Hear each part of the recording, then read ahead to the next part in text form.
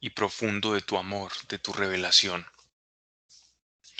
Padre, este espacio lo queremos entregar y consagrar a ti para que en esta atmósfera que tú creas pasen las cosas que tú dices que han de pasar. Suceda todo aquello que nuestro corazón espera. El ansia que todos tenemos, Señor, de verte actuar, de ver que tu sacrificio no fue en vano, ver cómo se materializa cada promesa, cómo te deshaces, Señor, en amor por los escogidos, cómo corriges, cómo educas, cómo llevas de la mano, cómo transformas, cómo nos quitas cosas que pesan, el sobreequipaje que llevamos en el día a día, Señor. Te entregamos este espacio para que cada quien donde esté escuchando pueda sentarse y tu espíritu hablarle al corazón. Más allá de las ilustraciones que hacemos acá, Padre mío, hoy queremos pedirte que sea tu presencia conforme a cada necesidad, conforme a cada persona, hablando específicamente, para que crezcamos unidos en la palabra, como tú has establecido que debe ser. En el nombre de nuestro Señor Jesucristo, así sea. Amén. Antes de continuar con la lectura del capítulo 6 del Apocalipsis, íbamos a comenzar con la apertura de los sellos y lo que representa la apertura del primer sello, que es el primer jinete. Me gustaría hacer como una pequeña reflexión inicial en algo que nos va a servir a todos. Y, y es una palabra de aliento que nosotros vemos en el profeta Jeremías, sobre todo bajo las circunstancias que le tocaron vivir. Recordemos que Jeremías era un profeta solitario en el sentido en que todas las autoridades religiosas y la devoción del pueblo de esa época se encontraba muy tranquila, muy confortable, pensando que estaban haciendo las cosas correctamente con Dios. Y mientras que todo el ámbito religioso iba en una dirección, em, la palabra de Dios dirigida al profeta Jeremías iba completamente opuesta, en una dirección contraria a lo que el pueblo estaba pidiendo. Denme un segundo, permítanme a organizar algo aquí en el computador y ya regreso.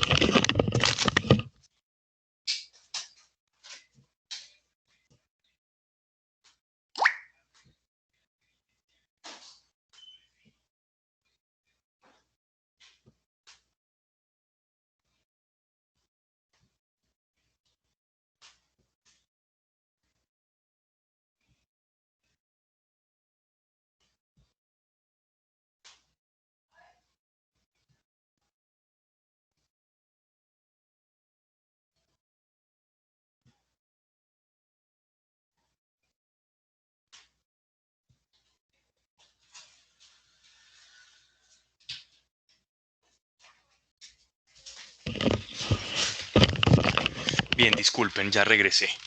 Entonces veníamos hablando del profeta Jeremías que estaba dando un mensaje que iba en contravía a lo que se estaba hablando en la época. Y en medio de su relación con Dios, tenemos una perla en la que Dios habla al corazón del profeta y le enseña una verdad espiritual, una verdad que es como un bálsamo, es un refrigerio. Y es un refrigerio para el alma, para su situación interior, para apagar ese fuego interior en el cual él se sentía que todo su pensamiento, que todas sus emociones estaban en contra de todo lo que estaba predicando el mundo. Habían profetas que se le acercaban al rey y le decían, estás haciéndolo muy bien, Dios te va a prosperar, Dios te va a proteger, eres muy buen rey, vamos a librarnos del yugo de los asirios, los babilonios no tienen nada en contra de nosotros porque tú, oh rey, lo estás haciendo muy bien. Pero Jeremías, que era un buscador de la verdad, como debe ser todo profeta o todo hombre o mujer de Dios, debe tener un requisito. Hay algo que atrae al Espíritu Santo y es la sed por la verdad. Hay un gran enemigo de nuestra relación con el Espíritu Santo, abriendo comillas en lo que vengo hablando, y es el autoengaño. El autoengaño es aquello o aquella expresión que se ve mucho en los evangelios de tener ojos para ver y no ver, de tener oídos para escuchar y a la vez no escuchar.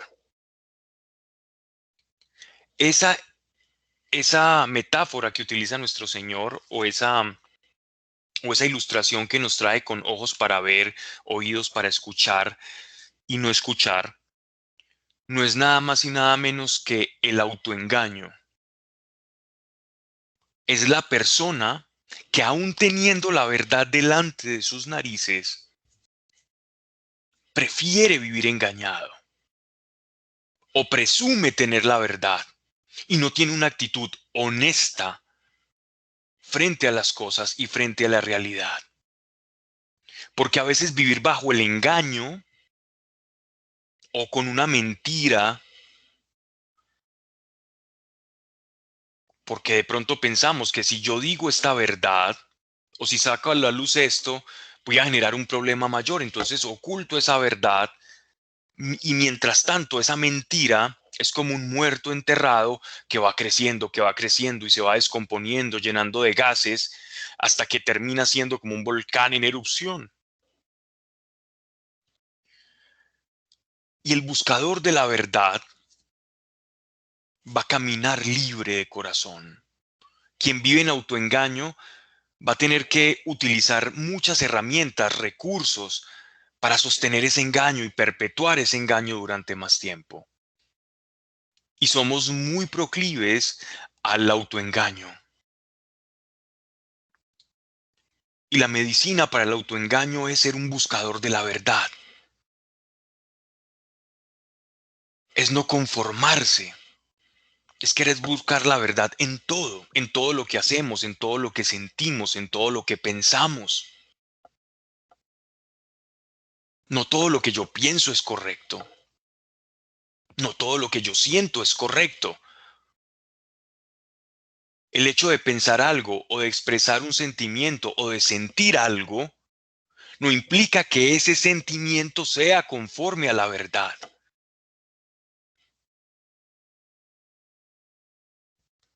Yo puedo toda la vida creer que soy muy fea o soy muy feo y de pronto salgo a la luz y resulta que las personas empiezan a decir, pero ¿cómo te crees feo? ¿Cómo te crees fea si eres muy bello? O toda la vida pensar que era bruto y de repente darme cuenta de que no era ni tan bruto como pensaba y como me sentía. Eso por decir algo. Así que el autoengaño repele la obra del Espíritu Santo. Pero donde el Espíritu Santo encuentra un buscador de la verdad en todos los aspectos, porque primeramente uno es buscador de la verdad en su interior, y quien busca la verdad en su interior también la va a querer encontrar afuera, y va a saber reconocer, porque la verdad tiene un olor, la verdad se huele, la honestidad se huele. Nos sorprendería la habilidad que tenemos nosotros los seres humanos de reconocer cuando alguien miente, cuando alguien engaña, cuando alguien no es confiable. Hay un metalenguaje, hay gestos que reflejan todo esto, porque estamos muy habituados a reconocerlo. Y entonces el profeta Jeremías vivía en medio de una situación en la que la verdad era mejor taparla y vivir bajo el autoengaño de que estábamos bien con Dios, haciendo las cosas bien con Dios, porque eso nos hacía sentir cómodos y les hacía sentir cómodos a ellos, que los asirios iban a estar controlados y que los ejércitos de Babilonia, la mano de Dios los estaba deteniendo porque ellos estaban haciendo las cosas tan bien. Eso les daba una sensación de confort, pero lo único que estaban haciendo era engañándose a sí mismos. Y Dios, que huele la mentira y que no quiere que caminemos en mentira, envía a su profeta Jeremías. Y Jeremías se vio agobiado en un mundo y en una sociedad que mentía y se autoengañaba y disfrutaban los unos de los otros del autoengaño y de la salamería de sostener esas mentiras, que llegó un momento en que su alma fue abatida y no pudo más. De ahí, de esa relación y de esa intimidad profética de este hombre de Dios, de Jeremías, es que nace el libro bíblico, el texto bíblico que conocemos como Lamentaciones, que es como el alma se lamenta, no es victimismo, una lamentación es la expresión genuina de lo que estás viviendo,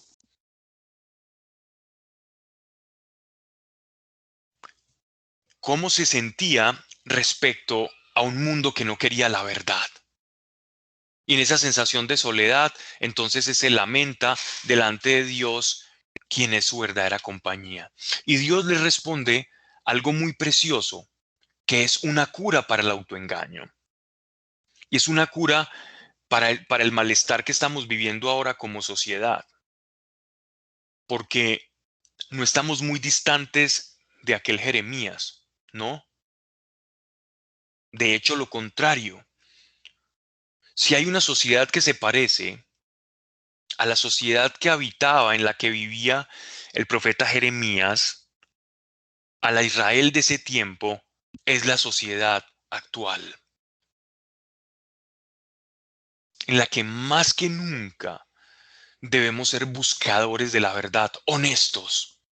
Y si tenemos que retroceder en algo que pensábamos, en algo que defendíamos, no sostengamos ni defendamos algo simplemente por el hecho que nosotros lo dijimos.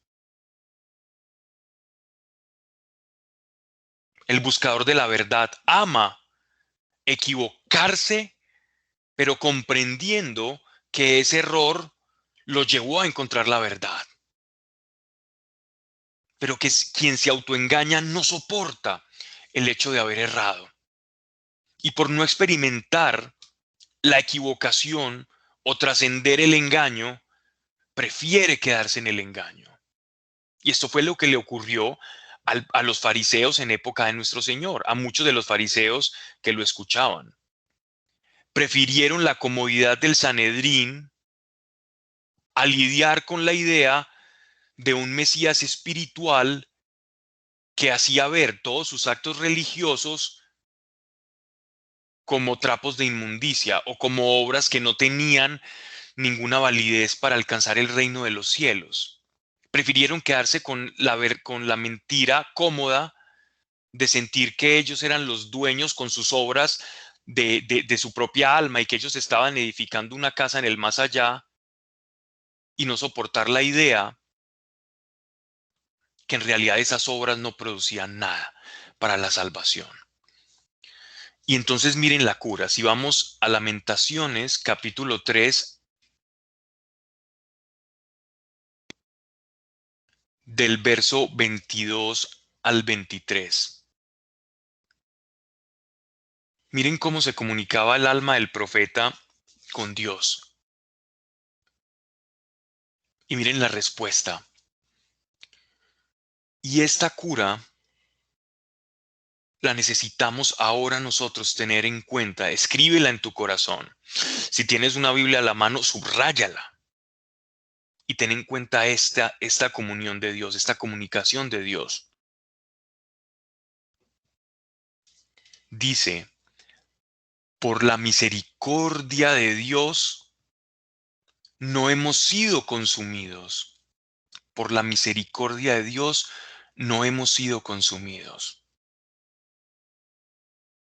Porque nunca decayeron sus misericordias, pues nuevas son cada mañana.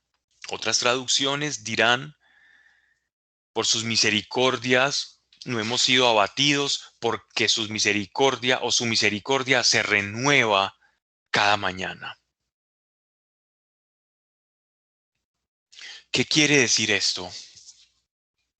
Una vez nuestra alma se aflige ante la situación del mundo, al ver qué cosas que son valiosas para nosotros se van, se desmoronan, que el mundo se torna hostil, difícil, agresivo, las situaciones de la vida, la familia, el trabajo, la economía.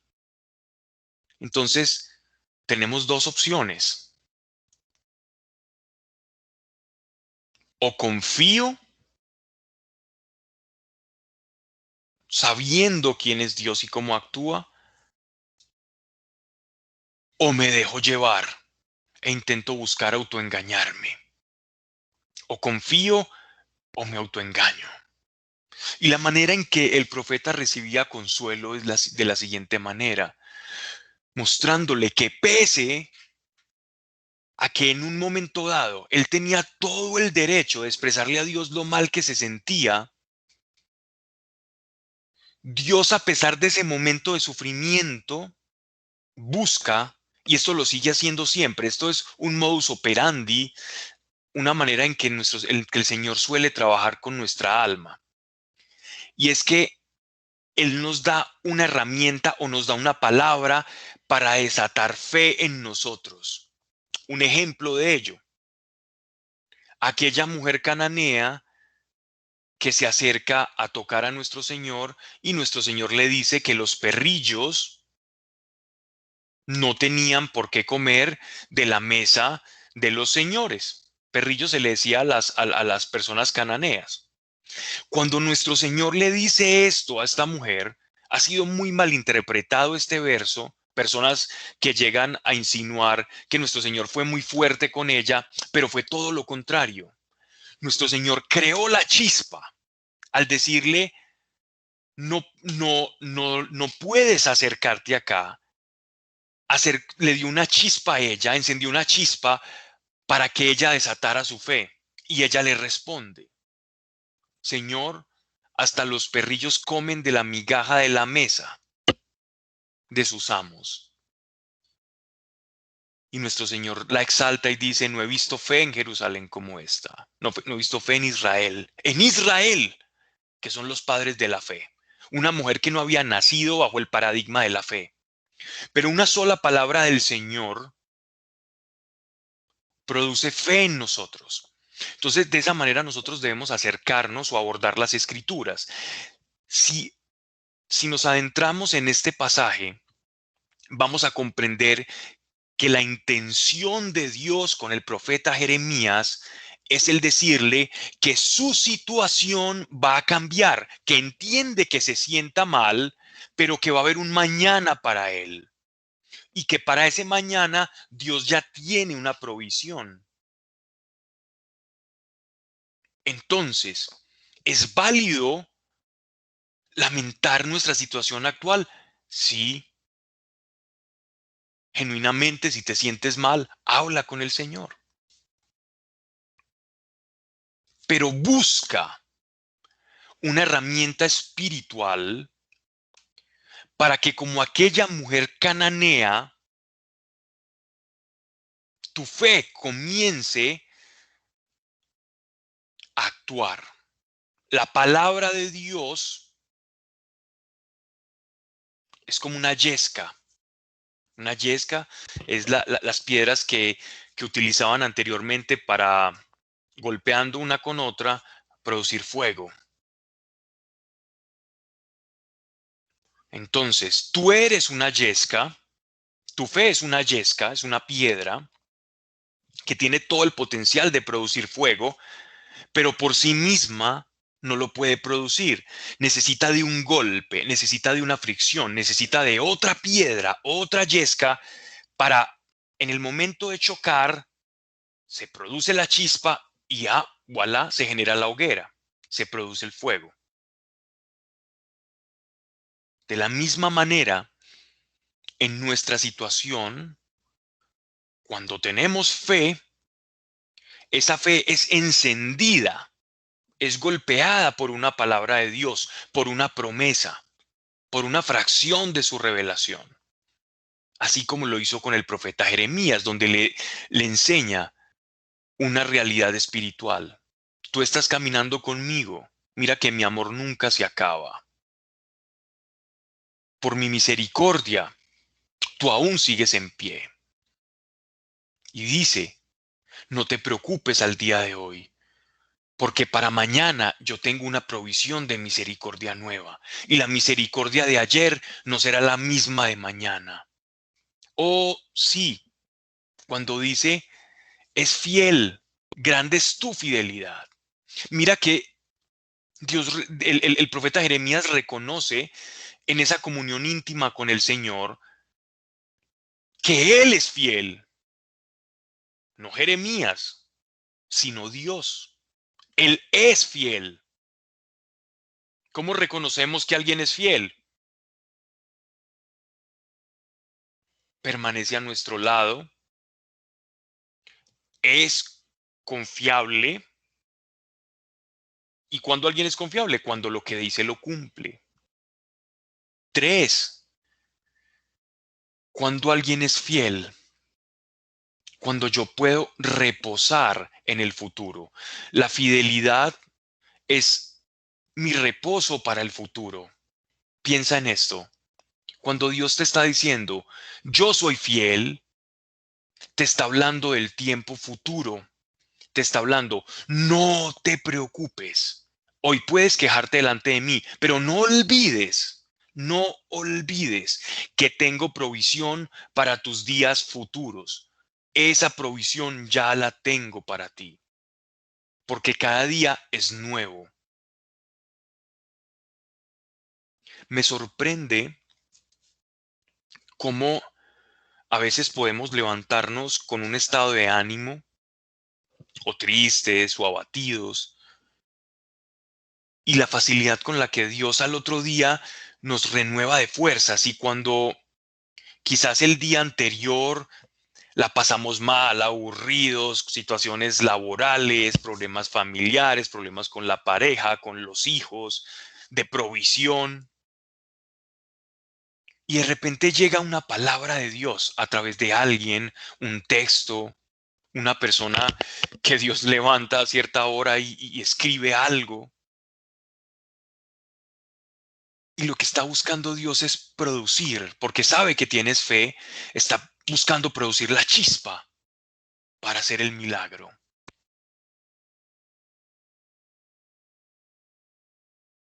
Y Él es fiel, lo que significa que esa piedra, que esa yesca siempre va a estar ahí. Y que tú puedes fallar. Podemos fallar. Tú puedes fallar. Día a día le fallamos al Señor. Esto no es un secreto. Día a día fallamos con el Señor. Pero ¿saben qué es lo admirable de su carácter? Que es fiel y que Él no nos va a fallar. Entonces tú dices, oh Dios, oh Señor, pero yo no merezco esto. O Dios tiene una gracia, un favor contigo y te dice, Señor, pero yo no lo merezco. Llegó en un momento en el que no me lo esperaba. Mejor, porque valorarás más su gracia y entenderás qué es la gracia. Y el que entiende la gracia camina en gratitud. Caminar en gratitud. Miren, cuando sus misericordias se renuevan, podemos estar seguros porque Él es fiel, que tiene tu provisión de mañana garantizada. Que tu oración, tu queja, tu dolor de hoy no será el de mañana. que tu pecado de hoy, Dios está moviendo cosas para que no sea el de mañana.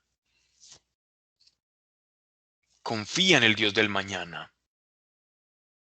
Confía en el Dios de mañana. Eso es la fidelidad, en que hay un Dios para cada día. Hay un Dios que actúa y se renueva. Todo el tiempo se renueva. Es un Dios que no es estático. Recuerda eso. A mí me ha servido y sé que te puede servir a ti. Gracias, Señor. Vamos entonces ahora a continuar con el texto del Apocalipsis. Vamos al capítulo 6, ¿vale?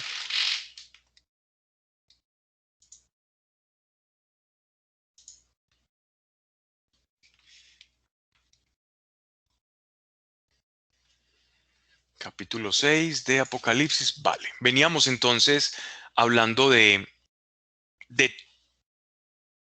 todo un evento celestial que nos está describiendo el apóstol Juan. Un trono, seres alados con diferentes rostros, una multitud de santos y de ángeles cantando y alabando en el trono, como en un cortejo en el que un rey está llegando y va a visitar un lugar, una ciudad. En este caso sería un cortejo de rey, un cortejo real. Y por otra parte, unos rollos que solamente uno es digno de abrir. Y entendíamos que de alguna manera estos seres vivientes manifiestan una faceta del carácter de Dios. Pero el último de ellos, casi como si fuera uno de ellos, pero más representativo de Dios, es el cordero degollado, el cordero inmolado, que todos sabemos evidentemente que es la representación de nuestro Señor, del Mesías. Y entonces así las cosas se dispone a abrir el cordero los sellos, estos rollos que estaban sellados, que traen el misterio de aquello que va a suceder. Recordemos que estamos en el año 90, 98, 97 después de Cristo, donde ya habían ocurrido muchas catástrofes a nivel local. Habían ocurrido erupciones volcánicas, tenemos el caso de Pompeya, por ejemplo, una ciudad completamente desolada y azotada por catástrofes volcánicas.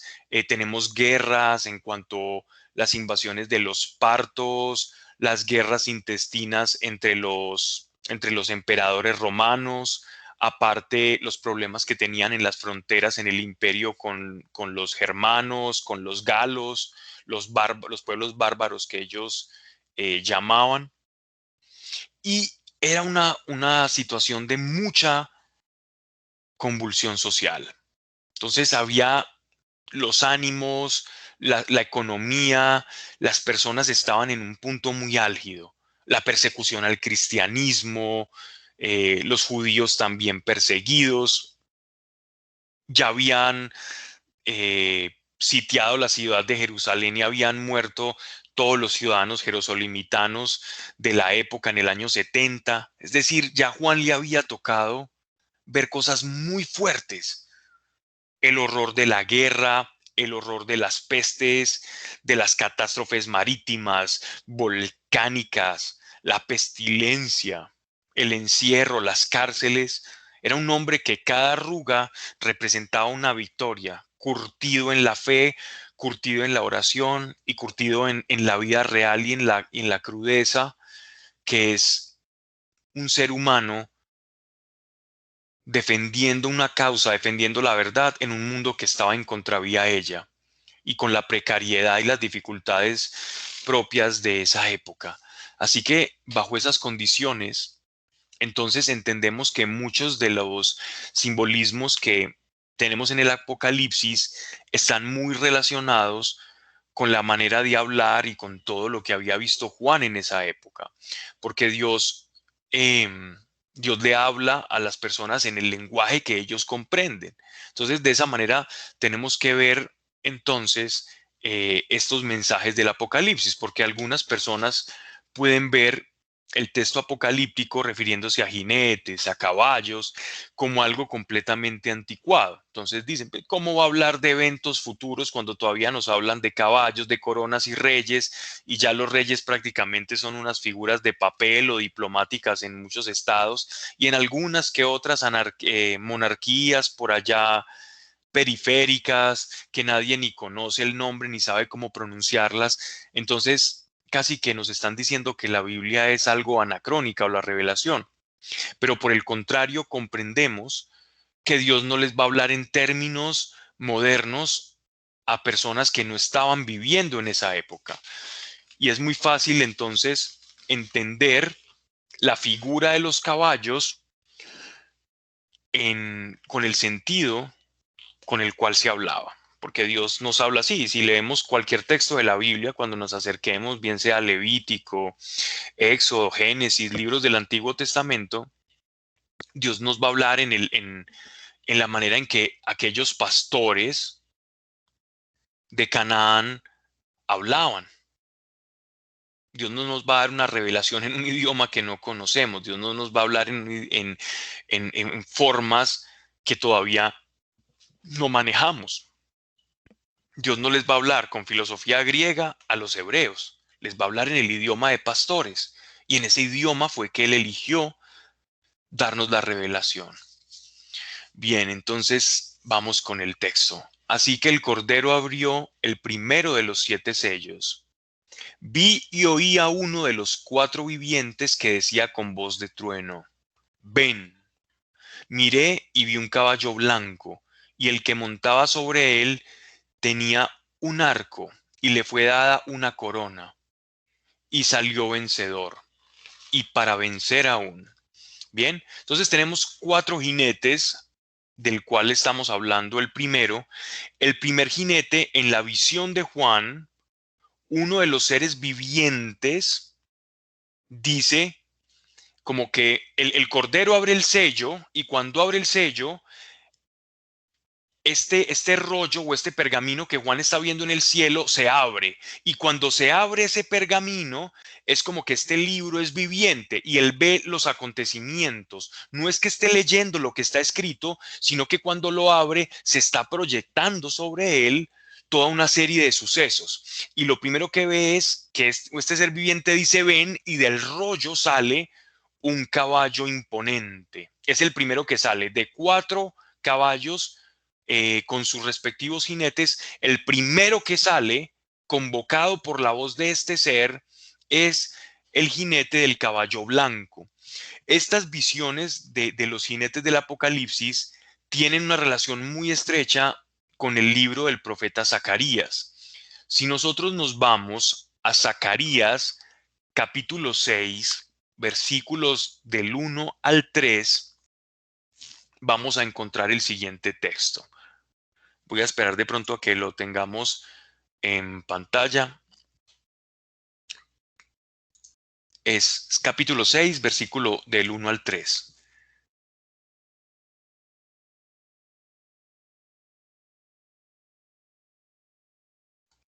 Qué buena DJ tenemos. Bien, entonces vamos, vamos con, dice así. Vamos a leerlo aquí directamente en lo que ustedes están leyendo en pantalla. De nuevo alcé los ojos y mirando una visión vi 4 carros que salían de entre 2 montes. De los 2 montes eran de bronce. El primer carro tenía caballos rojos, el segundo caballos negros, el tercer carro caballos blancos y el cuarto caballos bayos, todos muy veloces. Entonces vemos que la figura de caballos era una figura profética con la que Dios hablaba, que simbolizaba como males que recorren rápidamente la humanidad. Entonces podríamos decir que cada caballo es un azote a la humanidad. Es algo que se va a esparcir rápidamente, que se va a replicar. Normalmente el caballo en el simbolismo antiguo sobre todo en las tierras del lejano y el mediano oriente, representaba la rapidez, representaba la velocidad, ya que los camellos, por el contrario, representaban como la capacidad de supervivencia, el oso representaba la fuerza, el león representaba la realeza, la fiereza, la masculinidad, el burro representaba también como la mansedumbre de un rey, el caballo, que era utilizado por los egipcios y por los babilonios, representaba la velocidad. Entonces estamos hablando de azotes que se van a esparcir velozmente. Según el texto de Zacarías, cada caballo, cada carro era un azote para la humanidad.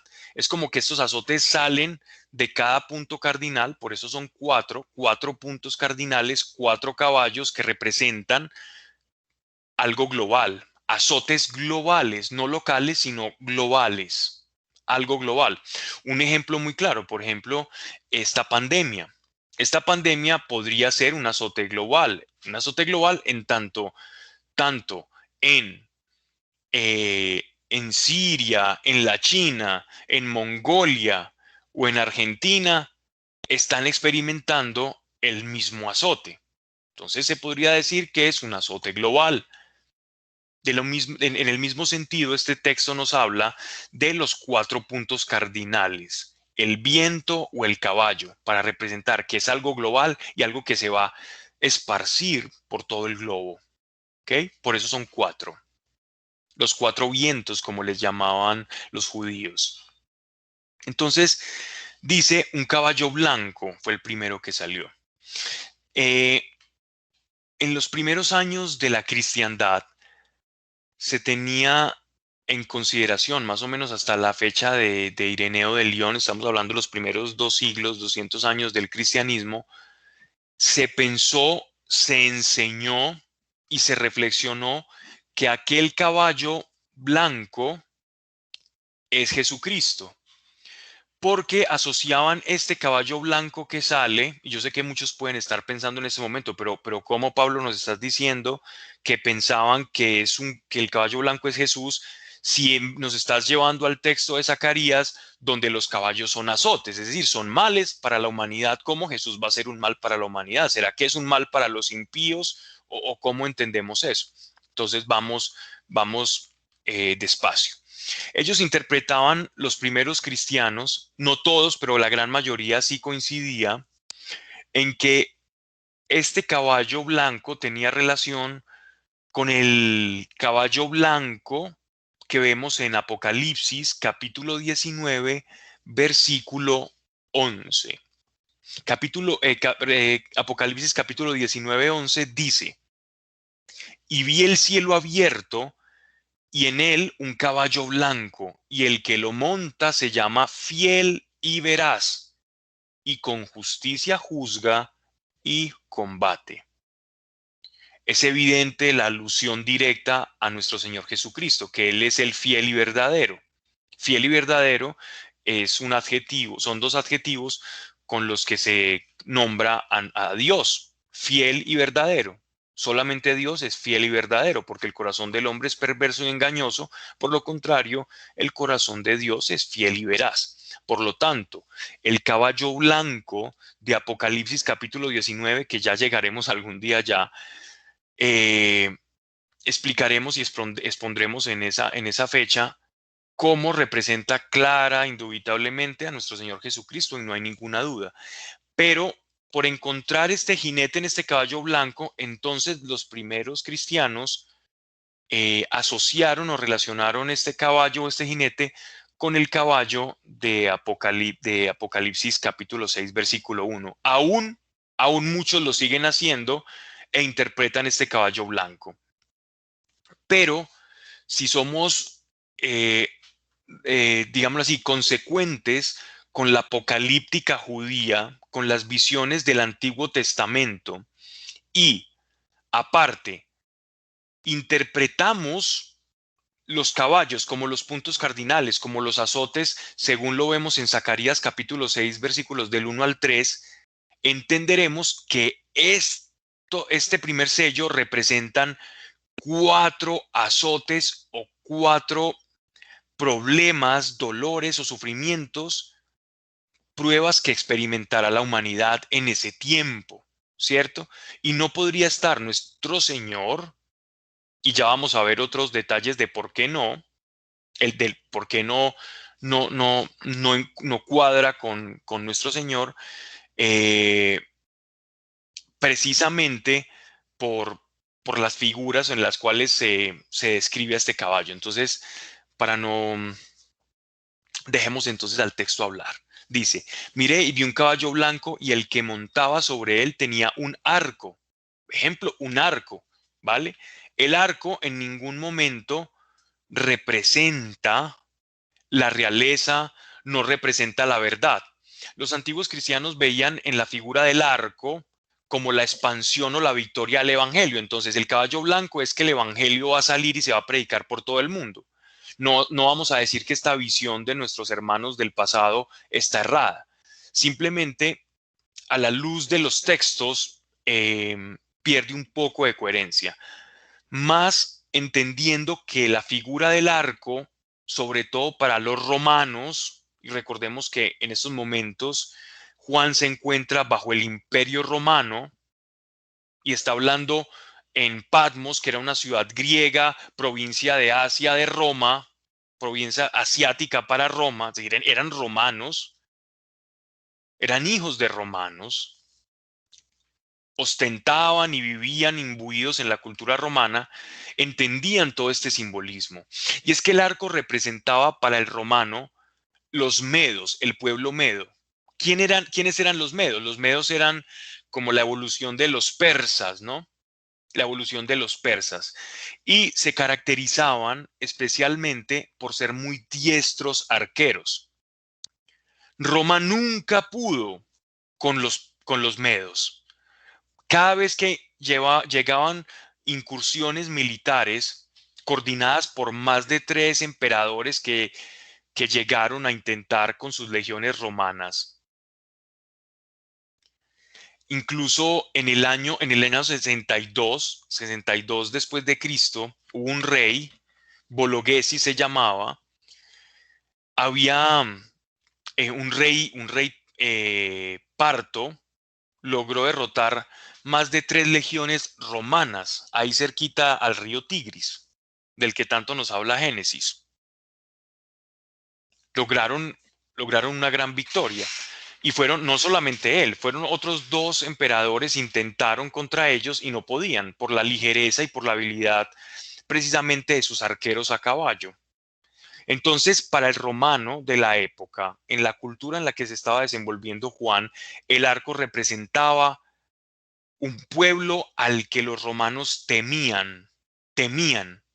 De todos los pueblos, a quienes más temían los romanos eran a estos partos y los veían como unos grandes conquistadores y continuamente les estaban arañando a los romanos territorio que los romanos habían conquistado y se lo estaban quitando, ¿cierto? A la fecha, lo que era el imperio parto o estas poblaciones parto, en estos momentos estamos hablando de Irán, de Irak y de toda esa zona entre el Tigris y el Éufrates. Entonces, esta zona siempre ha estado en conflicto con los grandes imperios y ha permanecido hasta la fecha. Entonces, vemos el arco como una figura que no representa y no ha representado durante todo el texto bíblico ni al Señor Jesucristo, ni al Mesías, ni la acción de Dios, sino por el contrario, era un símbolo de la conquista y del temor a la conquista. Y dice, y le fue dada una corona. Entonces, sobre todo esta corona, es la que interpretan como Jesús cuando fue coronado por la resurrección. Pero esta corona aquí simboliza lo mismo que un rey o los príncipes cuando salían en las campañas militares. Digamos que un pueblo tenía a su rey, el rey padre, y este padre tenía diferentes hijos. Los hijos normalmente cuando estaban jóvenes iban en incursiones militares, combatiendo y llevando al ejército para ganar victorias para el reino de su padre. Cuando estos príncipes obtenían una victoria militar y lograban avasallar a otro pueblo, es decir, conquistarlo, se les otorgaba una corona. Y esta corona era como una señal de conquista o de victoria. Y este simbolismo era muy entendido en la época, ¿vale? Entonces, ¿de qué estamos hablando? Si no es Jesucristo como pensaban anteriormente, y muchos actualmente lo piensan, no vamos a decir que están equivocados, está abierto a la interpretación. Recuerden que sobre todo hemos hecho un ejercicio muy honesto en estas charlas bíblicas que damos, y es, no vamos a decir qué es y qué no es. Digo, hay muchas posibilidades de que sea esto, pero también sobre la mesa se encuentra esta interpretación, ¿vale? Pero dejar todas las cartas sobre la mesa para que nosotros en nuestra intimidad con Dios, la revelación del Espíritu Santo, el criterio y nuestra investigación, vamos encontrando ese norte, ¿vale? Y que no sea la Biblia o una persona que nos adoctrine, sino que nos dejemos llevar por el Espíritu Santo a través de la revelación bíblica. Entonces dice, y tenía un arco y le fue dada una corona, y salió vencedor, y para vencer aún. Así que entendiendo las cosas de esta manera, vemos que puede representar dos cosas. A nuestro Señor Jesucristo, como muchos pensaron y todavía algunos piensan actualmente, o representa un azote que es la conquista de unos pueblos avasallando a otros, imperios arrasando y comenzando lo que es una incursión militar. Entonces, después de este caballo blanco, y aquí es cuando comienza a tener mayor sentido el que este caballo represente un conquistador, es aquel segundo caballo del segundo sello que se viene en el versículo 3. Dejemos entonces a la Biblia hablar. Y dice acto seguido, cuando abrió el segundo sello, oí al segundo viviente que decía, recordemos que son cuatro seres vivientes los que están hablando. El primero abrió y dijo, ven, y cuando se abre el primer rollo sale el caballo blanco. Ahora ocurre de la misma manera, el Cordero abre el segundo libro, empieza a proyectarse sobre ese libro esta imagen que el apóstol Juan está experimentando y dice, oí el segundo viviente que decía, ven, como que convoca a este azote. Verso 4 dice, salió otro caballo, bermejo, y al que cabalgaba sobre él le fue concedido desterrar la paz de la tierra y que se degollasen unos a otros, y le fue dada una gran espada. Entonces, tiene mucha lógica y es completamente consecuente que si el primer azote representa, o el primer caballo representa la conquista, después que un pueblo o una nación o un imperio comienza como punta de lanza a conquistar otro reino, lo segundo que se viene como acto seguido de esto, como consecuencia, es que haya guerra. Así que el caballo bermejo o rojizo representa la sangre, la guerra, la muerte. Veamos que estos son eventos que para el apóstol Juan no eran insólitos. Él ya había visto eso ocurrir. Hacía unos 20 años, Juan 20, 25 años, Juan, antes de estar exiliado en la isla de Patmos, le había tocado ver la derrota que sufrieron los romanos allá intentando entrar al río Tigris, cruzar el río Tigris para hacer de colonia a los partos, y la derrota y la masacre que sufrieron ellos allá. Le tocó ver toda una cantidad de persecuciones y cosas terribles, así que para él esto era su diario vivir. Él no veía esto como algo tan lejano, ¿no? Pero sí nos da un marco de referencia temporal para saber de qué manera se van a suscitar los eventos. Y esto ya sí nos toca a nosotros. Entonces, para saber cómo olfatear el final de los tiempos, que es de lo que nos está hablando el Apocalipsis en este pasaje, tenemos que estar muy atentos, sobre todo, a una conquista militar. Es decir, va a haber un pueblo que se va a lanzar a conquistar a otro fuertemente, a avasallar a otro, y esto va a desatar una guerra que viene siendo el segundo caballo y tiene completa lógica. Entonces el segundo caballo es la consecuencia de ese primer caballo. Y dice que le fue concedido desterrar la paz de la tierra. Entonces todos vamos a estar como en un estado de paz, aquí no pasa nada, todo está tranquilo y de repente nuestra vida, nuestro estilo de vida cambia y en las noticias comienzan a aparecer que una nación está en contra de otra y que los otros son aliados de este y empiezan las amenazas y empieza la turbulencia. Y esta gran espada representa la espada romana.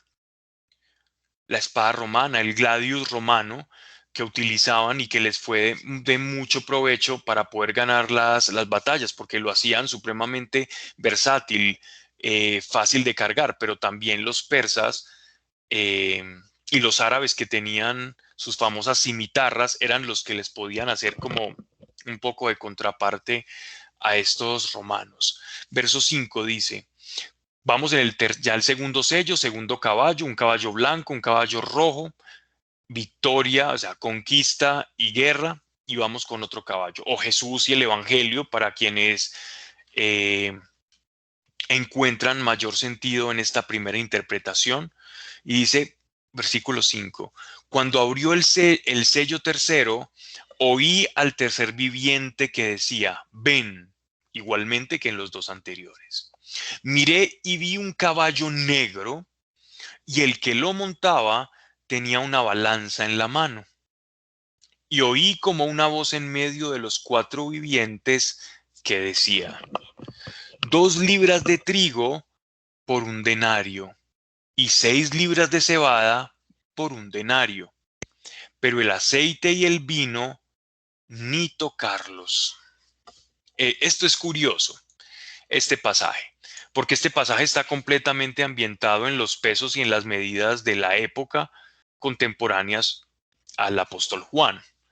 ¿Vale? Entonces, cuando nosotros leemos esto, vemos que la proyección o la visión estaba completamente acoplada al entendimiento y al lenguaje del apóstol Juan, pero que para nosotros, con simplemente un poco de estudio, mirando una tabla de pesos y medidas de la época, que por lo general están al final de muchas de las Biblias, vamos a comprender entonces de qué se trata lo que él está diciendo. Entonces, para hacer más sencillo la comprensión de esto, se refería esta balanza a unas pesas que ponían para intercambiar o para comprar eh, el trigo. Y entonces, normalmente el denario, que es la moneda que están utilizando acá, el denario era un denario era equivalente como al jornal o al trabajo de un día de una persona. Era el jornal, era un denario. Entonces, cuando dicen 2 libras de trigo por un denario y 6 libras de cebada por un denario, pero el aceite y el vino ni tocarlos, se está refiriendo a que va a haber un desbalance comercial y las cosas van a comenzar a valer mucho más, como si hubiera una suerte de hiperinflación, para hablar en términos de económicos de esta época. Es decir, los precios se van a inflar y lo que tú ganes en un día no te va a alcanzar para casi nada, excepto, y esto es lo curioso, excepto para el vino, para el aceite, el vino, para el aceite y el vino. Y esto tiene un sentido y tiene una explicación. En épocas del apóstol Juan, Nerón, el emperador Nerón, quien quien condenó y mandó no solamente a la hoguera, a la cruz y a empalar muchos cristianos, que realmente los martirizó. Fue uno de los más terribles emperadores eh, que tuvo el Imperio Romano. Fue terrible.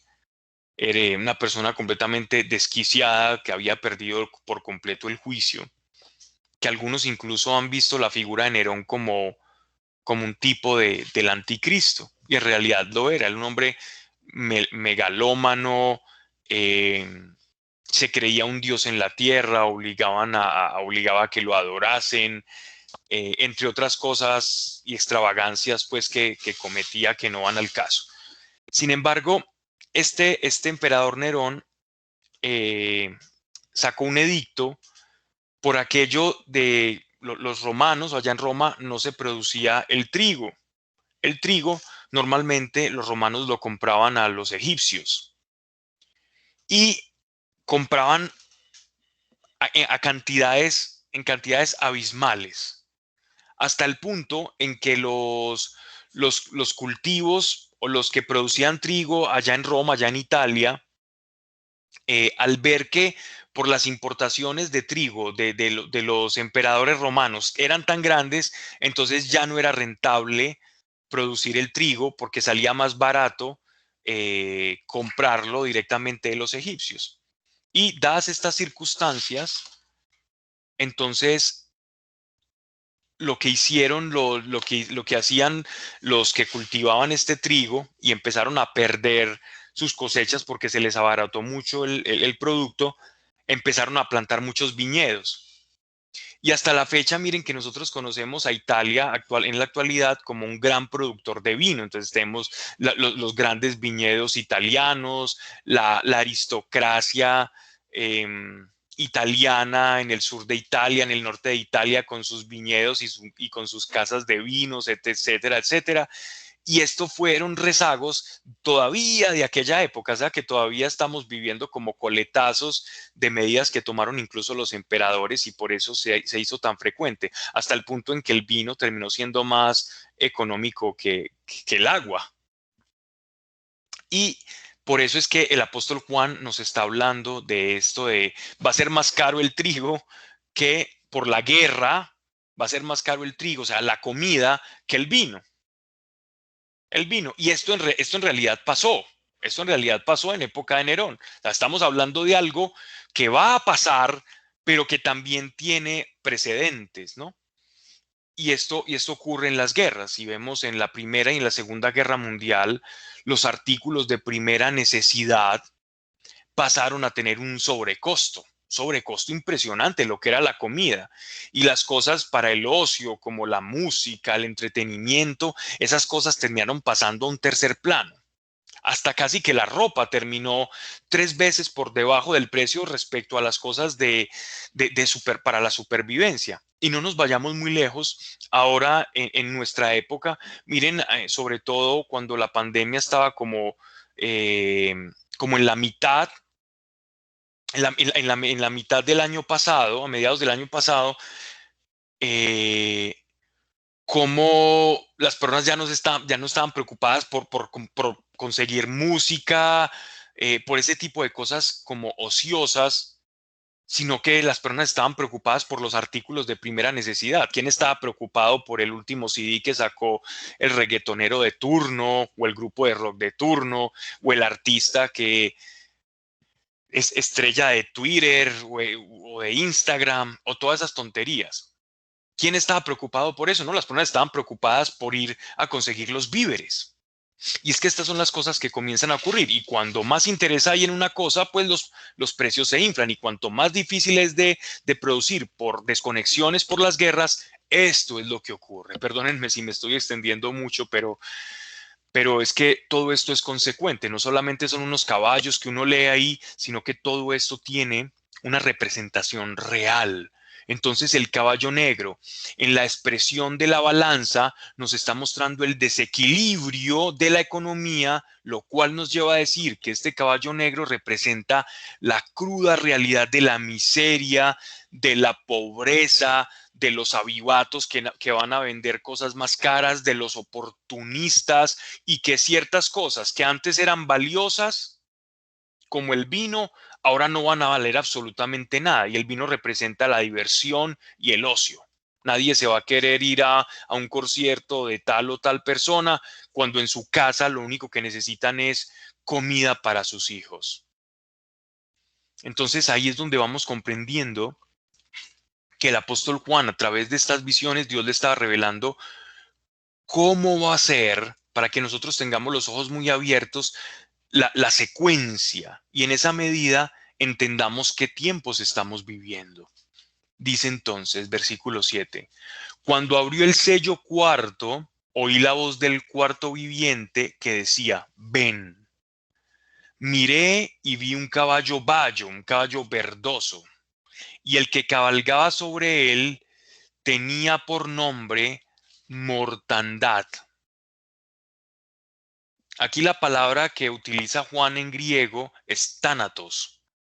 Tánatos significa muerte. Nuestras traducciones dirán muerte, mortandad o algunas dirán peste. Si ustedes están leyendo y siguen con otra traducción aparte de la que estamos presentando en pantalla, se van a encontrar con que la palabra es peste para hacerle más fácil al lector eh, pues lo que representa este caballo y efectivamente Tánatos es la muerte y la figura de Tánatos en la mitología, el dios Tánatos, el dios encargado de la esfera de la muerte, estaba representado por un cuerpo como viscoso, verdoso, un caballo verde que lo devora y muy asociado como a la putrefacción, a la descomposición de la carne. Y dice, y el infierno le acompañaba, es decir, el Hades. El Hades le acompañaba. El infierno acá no se está refiriendo a los demonios y todo esto, sino al lugar de muerte, ¿no? Al Hades o al Sheol. No confundir con el infierno, los ángeles, los demonios y todo esto, sino aquí infierno, Hades, se refiere como a lo que está asociado a la muerte.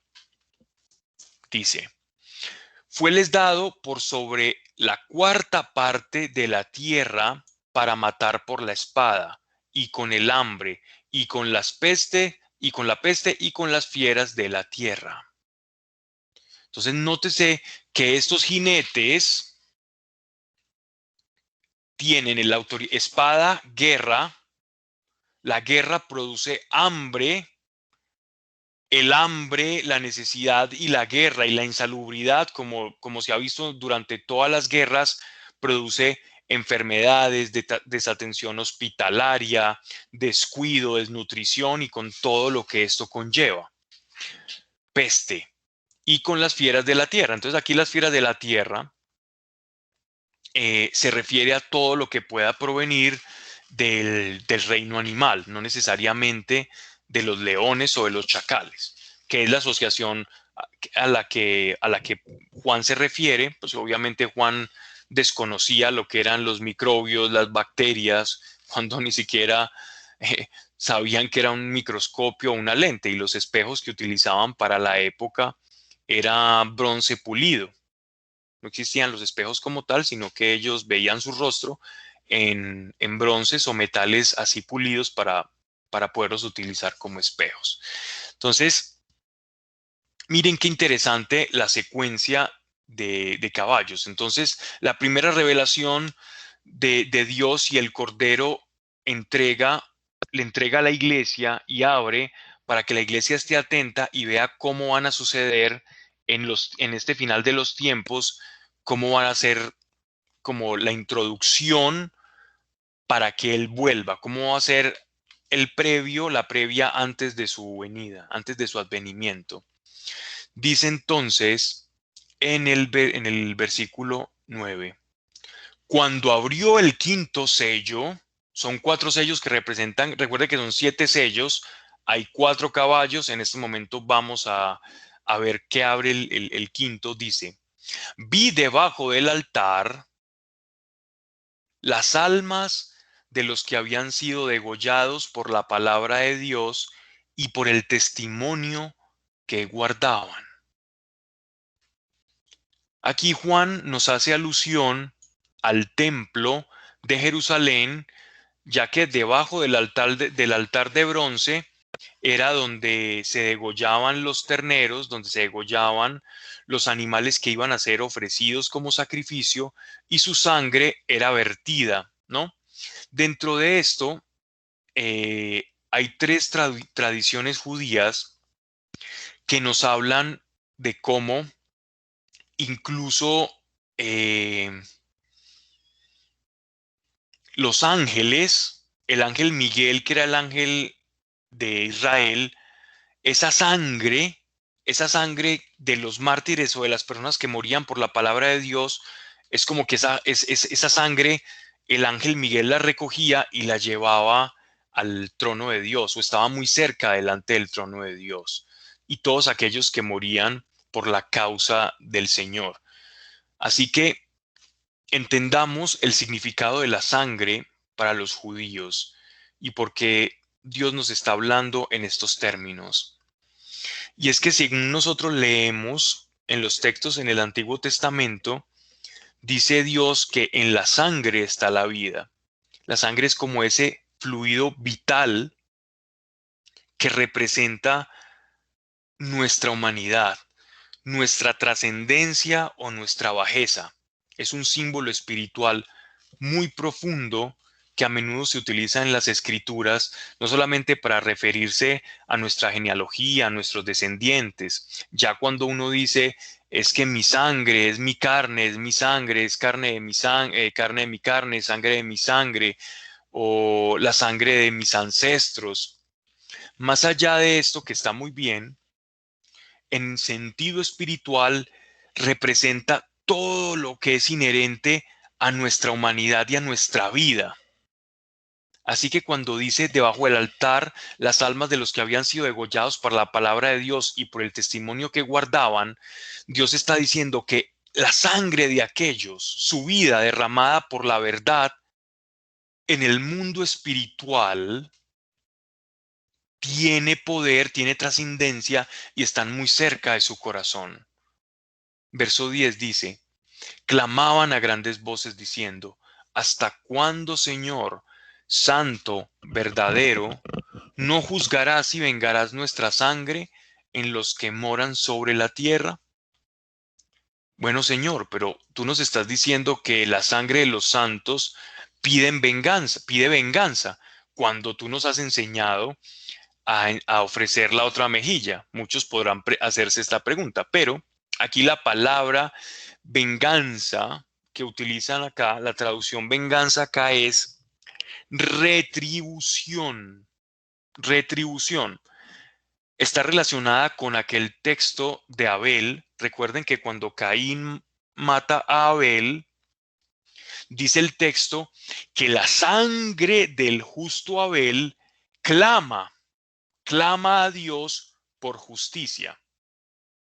Es una metáfora en la que se está diciendo que todo acto que nosotros cometamos va a tener una consecuencia y que muchas veces nosotros no vemos la consecuencia o no directamente el castigo para aquellos que lo hicieron, sino no vemos que nuestra causa o que la causa por la que estamos luchando llegue a buen puerto, y esta es una manera también de pedir justicia, no es azotre sobre el otro. Entonces aquí entendamos, juzgarás o vengarás nuestra sangre, los que moran sobre la tierra, es que todo aquello que el hombre desorganizó, nuestra sangre o la sangre de los mártires clamará porque se ha restituido el orden natural de la creación.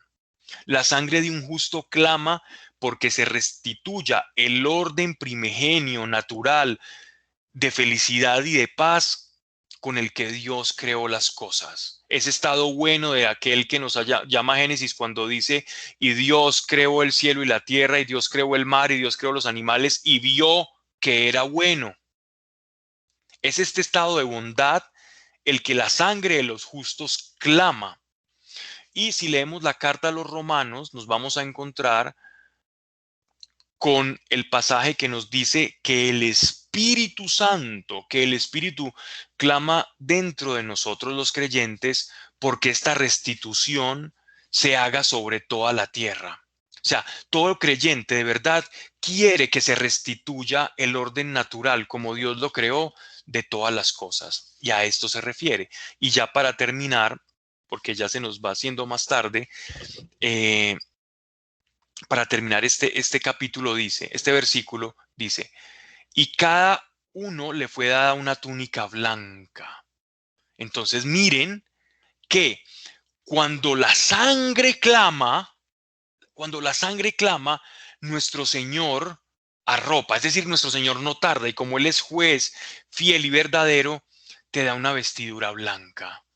Todos estos mártires fueron vestidos de vestiduras blancas. Y les dice, mire, y les fue dicho que estuvieran callados un poco de tiempo aún, hasta que se completaran sus consiervos y sus hermanos, que también habían de ser muertos como ellos. ¡Wow! Esto es una gran revelación para la iglesia. Esto es gran revelación. Y tiene relación con el pasaje que leímos en Lamentaciones del profeta Jeremías. Y con esto quería concluir, porque precisamente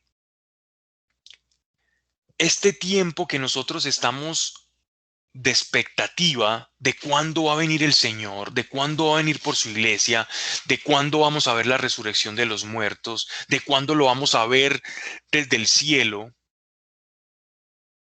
Él es justo y dice, entiendo que la sangre de muchos clame por justicia, entiendo el dolor de aquellos que como Jeremías ven lo que está pasando en el mundo y dice, Dios, Señor, termina con todo esto. Pero como el Señor tiene una provisión para el futuro, como el Señor está pensando no solamente en la situación de nosotros actual, sino que sabe que los hijos de tus hijos van a ser parte de su reino por amor a aquellos que van a ser salvos y van a poder disfrutar de su presencia, Dios detiene su venida. Y esto es un secreto para que comprendamos cuál es la motivación de Dios. Y dice, a cada uno le fue dada una túnica blanca, es decir, ellos están bien. La túnica blanca significa que están teniendo una participación en la santidad de Dios, que han sido separados junto con Dios.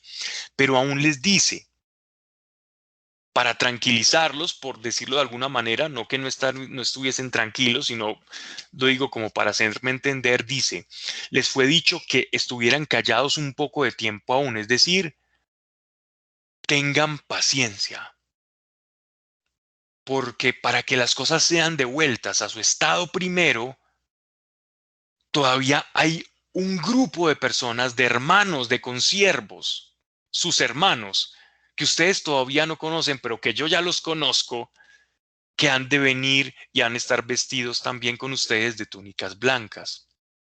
Y dice que también habían de ser muertos como ellos. Entonces, dejemos esto acá porque quiero cortar un poco más de tela con este pasaje. Hay mucho más que hablar al respecto. Lo dejaremos entonces eh, para la próxima charla. Vamos entonces a orar. Gracias por quienes están conectados, porque nos acompañaron a pesar de no estar eh, presenciales. Y vamos pues a ofrecer el resto de noche y que esta revelación no sea de utilidad, que no sea solo un conocimiento que podamos convertirlo en algo práctico, útil, sacarle la sustancia. Señor, gracias Dios por cada persona y cada corazón. Hoy te pido, Señor, en el nombre de Jesús, que pongas en cada corazón la revelación correcta y que bajes, Señor, a conciencia, de manera práctica, en la que todo esto que hablamos, porque es tu palabra, se pueda traducir en acciones para la vida, Señor. Un fruto siquiera, Señor, un fruto a través de tu palabra, porque de un fruto salen muchas semillas y salen muchos árboles, Dios. Padre, si alguien está pasando por necesidad, que lo sé, Padre, tu mano misericordiosa, Señor, y gracias porque tú renuevas tus misericordias y porque quizás de lo que nos lamentamos hoy, Señor, ya mañana será motivo de recuerdo y regocijo, Dios, porque tus misericordias se renuevan cada día, Señor. Gracias, Señor, y llévanos a todos en paz en el nombre de tu amado Hijo Jesucristo el Mesías. Amén y amén. Gracias, Pablo. Un abrazo para todos. Feliz noche para todos. Gracias, feliz noche.